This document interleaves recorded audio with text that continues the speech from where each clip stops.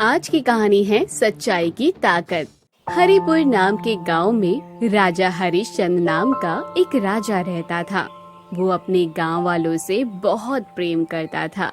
मंत्री जी, आज आप पूरे गांव का मुआयना करके बताइए कि लोगों को क्या परेशानी है और लोगों को किस सहायता की आवश्यकता है। ठीक है महाराज, जैसी आपकी आज्ञा। मंत्री गांव का चक्कर लगाते समय जंगल में देखता है कि दो लोग वहाँ पर पेड़ की लकड़ियाँ काट रहे थे।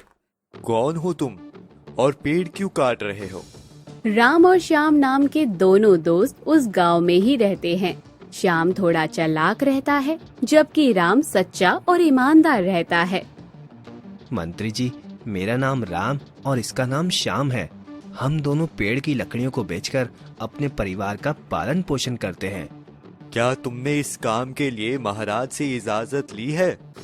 नहीं मंत्री जी, हमने इजाजत नहीं ली, लेकिन हमारे पास इसके अलावा और कोई रास्ता नहीं है, क्योंकि हमें यहाँ कोई काम नहीं दे रहा और ना ही हमारे पास इतनी जमीन है कि हम खेती कर सके। ठीक है, लेकिन तुम्हें महल आकर महाराज से इजाजत लेनी होगी। मंत्री ये कहकर वहाँ से चला जाता है और उसी शाम राम और श्याम दोनों महल में हाजिर होते हैं। प्रणाम महाराज। मैंने सुना है तुम दोनों मेरी इजाजत के बिना जंगल के पेड़ों को काटकर उनकी लकड़ियां बेच रहे हो। महाराज, हम मजबूर हैं। क्या मतलब? महाराज, असल में हमें गांव में कहीं काम नहीं मिल रहा था, इसीलिए अपने परिवार का पेट पालने के लिए हम ये काम कर रहे हैं। ठीक है, लेकिन इसके लिए तुम्हें पहले मुझसे इजाजत लेनी चाहिए थी। हमें माफ कर दीजिए महाराज, अब से हम आपकी इजाजत के बिना कुछ नहीं करेंगे। ठीक है, लेकिन तुम दोनों को मेरी दी गई एक परीक्षा में सफल होना होगा, तभी तुम इस गांव में जो करना चाहो कर सकते हो। कैसी परीक्षा महाराज? गांव के पीछे एक बड़ा सा जंगल है, जहां पेड़ के नीचे बैठे तपस्वी साधु से जड़ी बूटी लेकर मुझे देनी होगी।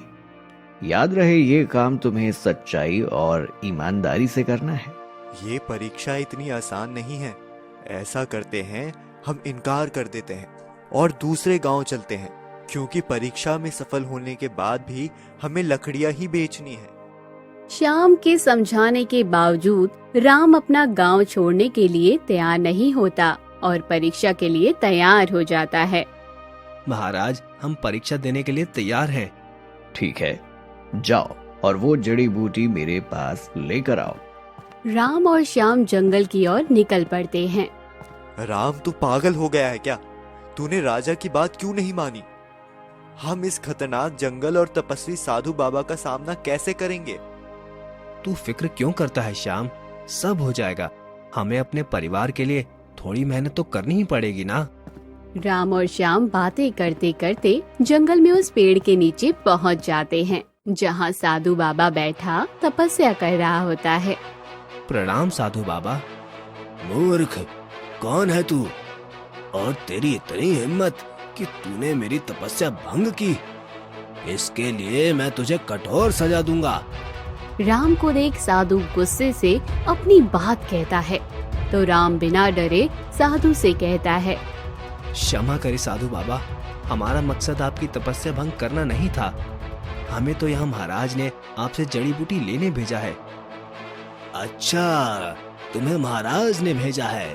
ठीक है, जड़ी बूटी तो दे दूंगा, मगर तुम्हें मेरा एक काम करना होगा। कैसा काम साधु बाबा? वो सामने पेड़ लगा है, उस पर चिड़िया का घोंसला बना है। अगर तुम उस पेड़ को काटकर चिड़िया के घोंसले को गिराकर नष्ट कर दो, तो मैं ये जड़ी बूटी और साथ ही पैसों से भरी पोटली भी दूंगा। नहीं नहीं साधु बाबा, मैं ये पाप नहीं करूंगा। मैं उन मासूमों की जान नहीं ले सकता। आप मुझे कोई और काम बताइए, मैं कर दूंगा। श्याम, जो कब से खामोशी से साधु और राम की बातें सुन रहा होता है, वो जल्दी से कहता है, साधु बाबा, मैं ये काम करने के लिए तैयार हूँ। श्याम ये कहकर पेड़ को काटने चला जाता है। तभी राम उसे दुखी मन से देखता है और साधु से कहता है, साधु बाबा, ऐसा मत कीजिए, मुझे सिर्फ वो जड़ी बूटी चाहिए। इसलिए आप मुझसे जो काम कहेंगे वो मैं कर दूंगा, लेकिन ये पाप मैं नहीं कर सकता और ना ही होते हुए देख सकता हूँ। ठीक है, अगर तुम्हें सिर्फ जड़ी बूटी चाहिए तो जंगल के अंदर जो गंदा तालाब है उसे तुम्हें अच्छी तरह साफ करना होगा। मैं तैयार हूँ साधु बाबा। इतना कहकर राम तालाब साफ करने चला जाता है।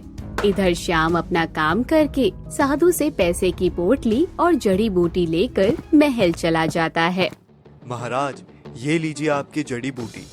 आपके कहे अनुसार मैं आपकी दी हुई परीक्षा में सफल हो गया हूँ, तो क्या अब मुझे इनाम मिलेगा? हाँ, क्यों नहीं, मगर तुम्हारे साथ राम भी तो था, वो कहाँ गया? महाराज, राम तो भाग गया। उसने मुझसे कहा कि उस खतरनाक जंगल में भला कौन अपनी जान जोखिम में डालकर महाराज के लिए जड़ी बूटी लाएगा। मैं पागल नहीं हूँ, इसलिए मैं वापस जा रहा हूँ। अगर तुझे वो जड़ी बूटी मिल जाए तो मुझे भी बता देना और राजा से कहना कि हम दोनों ने मिलकर ढूंढी है। राजा श्याम की बात सुनकर गुस्से से मंत्री से कहता है, मंत्री जी, मुझे वो झूठा राम किसी भी कीमत पर चाहिए। जाइए और उसे मेरे पास लेकर आइए। जो हुक्म महाराज। मंत्री श्याम को ढूंढने जाता है, मगर मंत्री को राम कहीं नहीं मिलता।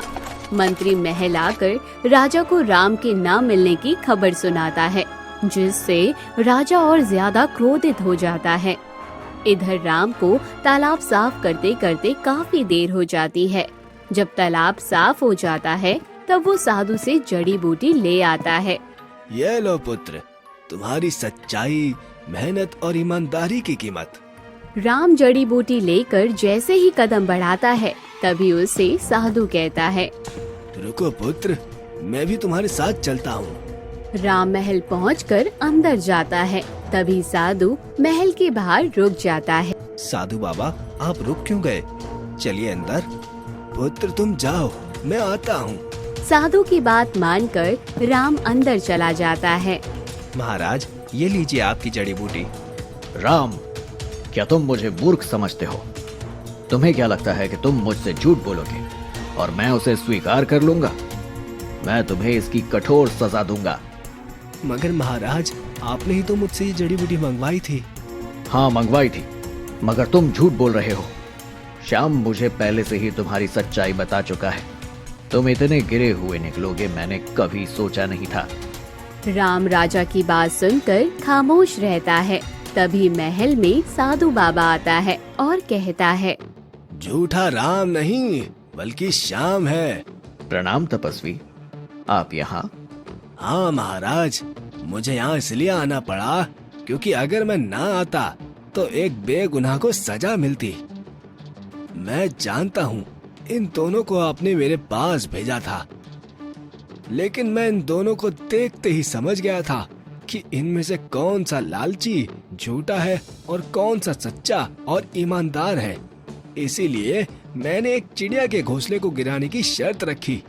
राम ने तो इनकार कर दिया, परंतु श्याम ने पैसों की लालच में आकर वे घोंसला गिरा दिया। और तो और महाराज, मैं ये भी जानता था कि श्याम आपके पास जाकर राम के बारे में झूठ बोलेगा। इसीलिए राम की सच्चाई बताने के लिए मैं यहाँ खुद आया हूँ। राम ने पूरी सच्चाई और ईमानदारी से आपकी दी हुई परीक्षा में सफलता पाई है।